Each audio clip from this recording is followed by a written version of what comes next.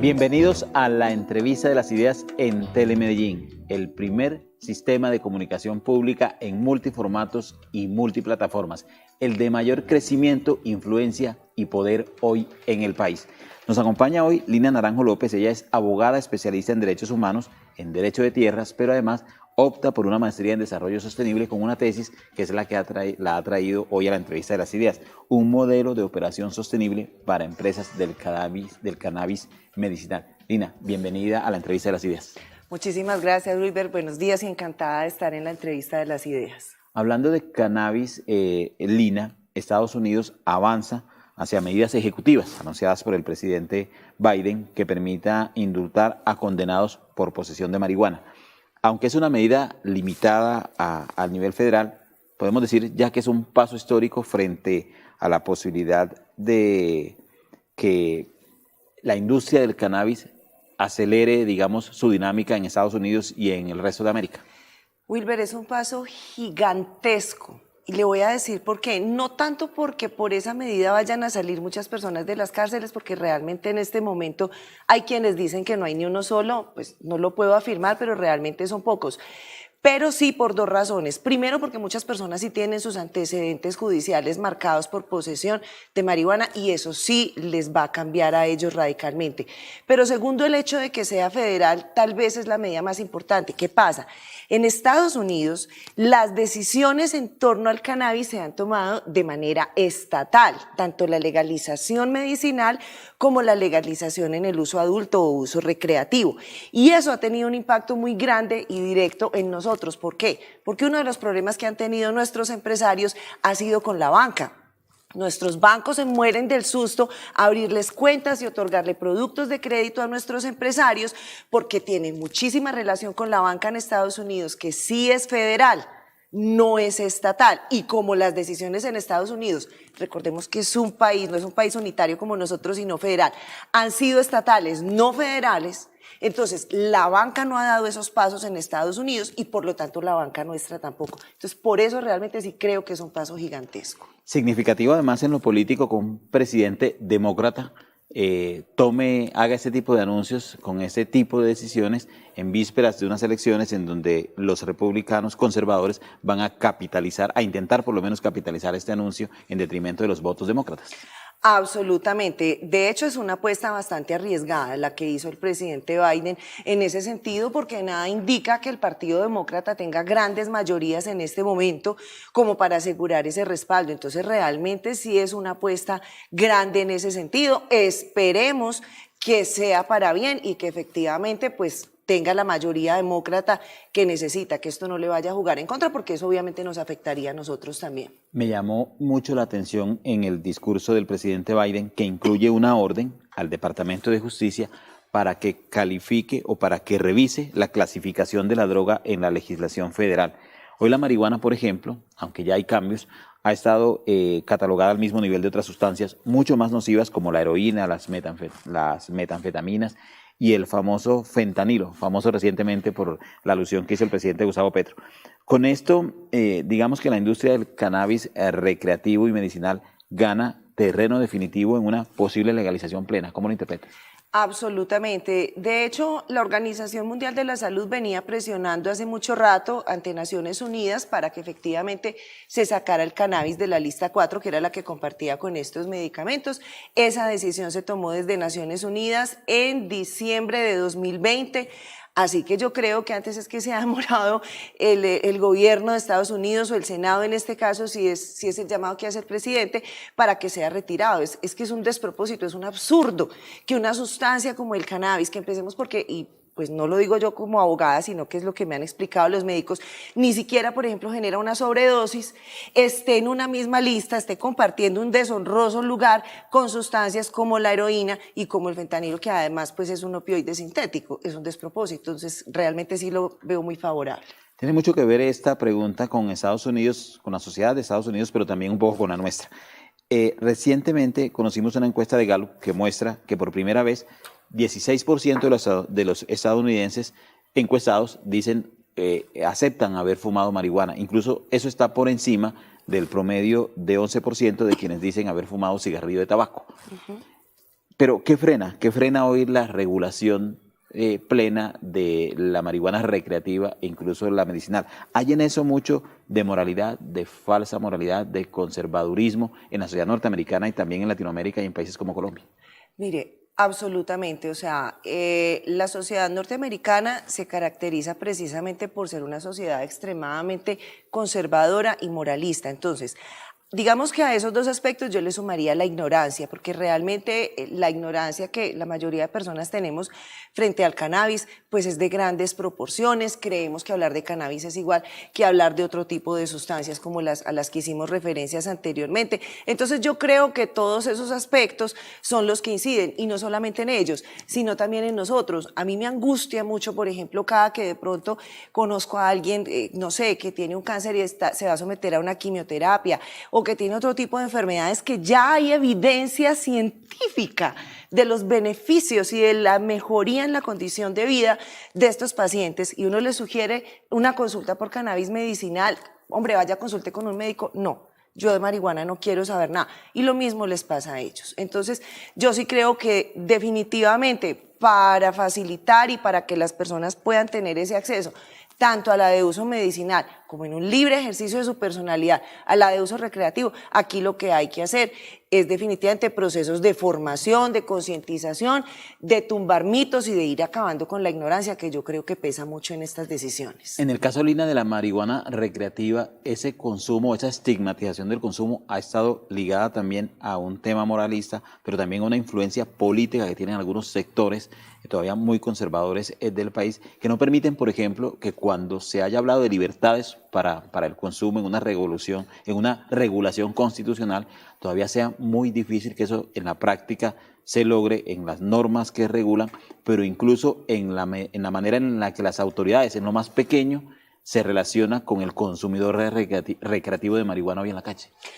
Por supuesto, Wilber, es que insistimos en lo mismo, hay mucho de moralismo, hay mucho de ignorancia. También es cierto que detrás de eso se esconden unos poderes que quieren conservar unos lugares, y que eso no nos pasa solamente a nosotros, eso está relacionado con la prohibición originaria misma. O sea, en Estados Unidos, intereses como lo de los algodoneros o como el poderío blanco, porque también hubo mucho de racismo en esa decisión de prohibirla, pues pesaron mucho, y lo mismo nos pasa a nosotros. Entre la protección de ciertos intereses y la ignorancia y el moralismo, yo creo que la están frenando y es un despropósito. Incluso en la reglamentación laboral, en el derecho laboral colombiano, todavía hay mucho de estigma también frente al consumo de la marihuana. Sí, claro, porque es que entre otras cosas no es lo mismo, y esto es algo que la gente tiene que saber. No todo el cannabis, literalmente no toda la marihuana traba, para que lo hablemos en plata blanca, ¿sí? Si lo queremos decir bonito, no todo el cannabis genera efecto psicoactivo. Si lo queremos decir en un lenguaje más común, no toda la marihuana traba. Hay una que solamente genera un efecto de relajación, que es la que contiene solamente CBD o cantidades muy bajas de THC. Entonces, pienso que no puede ser tratado todo con el mismo rasero, ni todo el consumo. No todo el consumo de cannabis es problemático. Entonces no se puede catalogar, como no todo el consumo de alcohol es problemático. Usted no puede comparar una persona alcohólica, una persona que tiene un consumo problemático de alcohol, con una persona que eventualmente puede tomar la decisión de tomarse 1 o 2 cervezas un fin de semana o un aguardiente y nada pasó con su vida. Regular, por ejemplo, la industria del cannabis medicinal, pero también recreativo, le podría restar combustible al conflicto armado, por ejemplo, en el caso de Colombia, porque los expertos señalan que mucho de estas décadas de guerra en Colombia han estado influidas por el poder del narcotráfico sobre esta economía colombiana. Absolutamente. Y sobre la política en Colombia. No me quedan dudas, y no solamente sobre el conflicto armado, sino sobre todas las otras formas de violencia que hemos padecido en el país. O sea, yo creo que si bien el narcotráfico no fue la causa, porque evidentemente no fue la causa ni del conflicto armado ni de las otras formas de violencia, sí definitivamente ha sido el combustible que lo ha sostenido. Entonces, por muchas razones, es que somos muchas las personas que no solamente abogamos por lo que ya se logró, que fue, digamos, la reglamentación del cannabis medicinal, sino también el uso del cannabis por parte de los adultos. Es necesario, o sea, eso es indispensable para bajarle los niveles a nuestros conflictos. Abogada, ¿cómo interpreta en ese sentido los anuncios recientes del presidente Gustavo Petro frente a esa economía ilegal de narcotráfico y al cambio en la política de lucha antidrogas? necesarios. Igual de todas formas nos falta conocer información, pero es indispensable, es necesario, porque es que Colombia ha sido, y tal vez ahora con México, en general América Latina, pero tal vez Colombia y México son los países que más han sufrido la forma como se ha abordado. Es decir, yo creo que hay evidencia suficiente, desbordada, del fracaso que ha sido esa lucha contra las drogas. Hay que entender que ese problema de las adicciones y de los consumos problemáticos son un problema de salud. Pero ¿quiénes han llevado, perdónenme la expresión tan coloquial, pero del bulto? Los colombianos, los campesinos, que además de que son los que menos ganan en la cadena, los que van y cultivan, son los que han tenido que soportar las fumigaciones con glifosato. Y nuestros jóvenes, carentes de oportunidades en nuestros barrios, en nuestros pueblos, en nuestras comunas y en nuestras veredas alejadas, son los que han tenido que sufrir la violencia generada por el control del que el narcotráfico está ejerciendo en las zonas. Entonces es indispensable, es necesario que se revise y que se modifique esa lucha contra las drogas. Hablábamos en el previo a esta entrevista de las oportunidades que abre los anuncios del presidente Biden, también de Gustavo Petro en Colombia, pero también de los riesgos y de los retos, por ejemplo, en el tema de licencias que tiene hoy ese anuncio, que todavía no conocemos, dice, todavía falta mucho por conocer, frente a cómo sería la operación de esa industria del cannabis recreativo y medicinal en Colombia, en esa visión o panorama que plantea hoy el presidente Petro.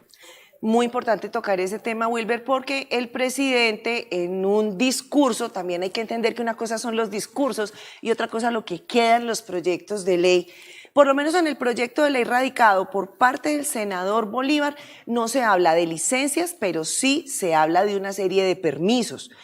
Hay mucha angustia en los que hoy ya son licenciados dentro de la industria del cannabis con fines medicinales, científicos e industriales, de que se vaya a abrir todo. Yo no creo y espero que no sea así, porque hay que entender que también son unos estándares distintos y lo que no queremos es que quienes de pronto vayan a incursionar en el negocio del cannabis de uso adulto pues vayan a padecer los problemas que ya han padecido. Y es que hay que entender una cosa es lo que usted ofrece, otra cosa es lo que requiere el mercado, que ha sido uno de los tantos problemas por los que han pasado los que hoy cuentan con las licencias de cannabis medicinal. Entonces yo sí creo que hay que hacer unas diferenciaciones, y lo otro que yo haría en ese sentido, Wilber, es un llamado a que cuando se reglamente ese consumo de uso adulto, sí se le dé un lugar preponderante, no solamente a las mujeres, los campesinos, las víctimas del conflicto, sino también a licenciatarios que han sido pequeños, que han hecho el esfuerzo, pero que hoy no pueden y difícilmente van a poder llegar, digamos, a la industria farmacéutica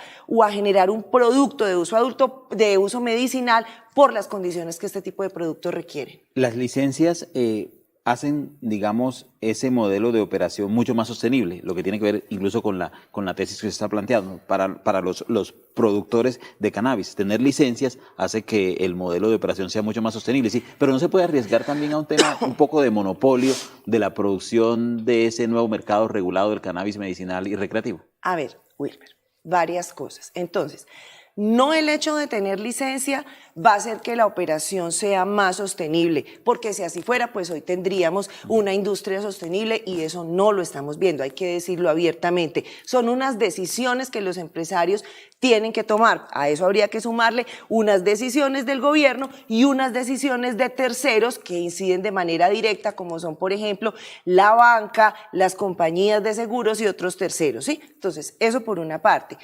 Por otra parte, digamos que ese modelo de licencias que a mí sí me parece válido en la industria medicinal, ciertamente yo creo que no sería el aplicable, habría que mirar un tema de permisos. Por ejemplo, ¿qué tal pensar en el cannabis de uso adulto un modelo más o menos semejante al que existe, por ejemplo, en relación con el alcohol? No todo el mundo puede producir, una cosa es producir alcohol, usted podrá hacer chicha en su casa, otra cosa es comercializarlo, ¿cierto? No estoy diciendo tampoco que se generen unos monopolios departamentales porque les estaríamos bloqueando las posibilidades o por lo menos los dejaríamos solamente en términos de cultivo. Pero sí se requiere una reglamentación, es importante porque no estamos listos para pasar de no poder comercializar a comercializar libremente, eso es un poco complejo.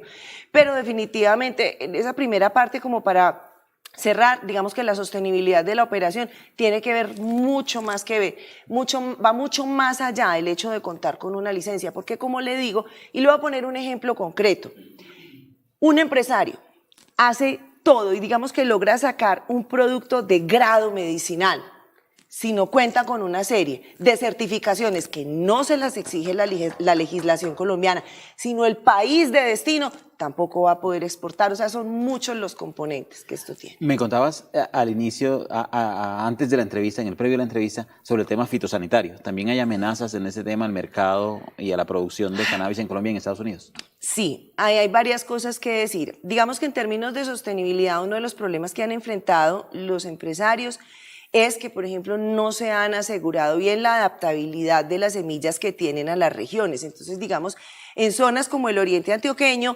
enfermedades y plagas como el fusarium o como la botritis las están afectando, pero adicionalmente, en este momento hay una plaga o una enfermedad a nivel mundial de la cual en Colombia no se tienen registros y está causando pérdidas en términos de millones de dólares, que es el viroide del lúpulo latente. Y aquí en Colombia, por lo menos el ICA todavía no tiene registros de su presencia, pero es bastante probable porque está afectando al resto de cultivos a nivel mundial. Lina Naranjo López es abogada especialista en derechos humanos, además derecho de tierras, y está optando a una maestría en desarrollo sostenible, pero además es experta en operación sostenible de empresas de cannabis medicinal. Es quizá una de las autoridades de mayor prestigio hoy en Colombia y también un poco en Estados Unidos frente a esta nueva industria, el cannabis recreativo y medicinal. Ha estado con nosotros hoy en la entrevista de las ideas. Lina, gracias. Fitness Sport, Fitness Sport, Fitness, con la mejor energía pa' que si se guinde Sport, Fitness Sport, Fitness. Y no solo en semana, sino todo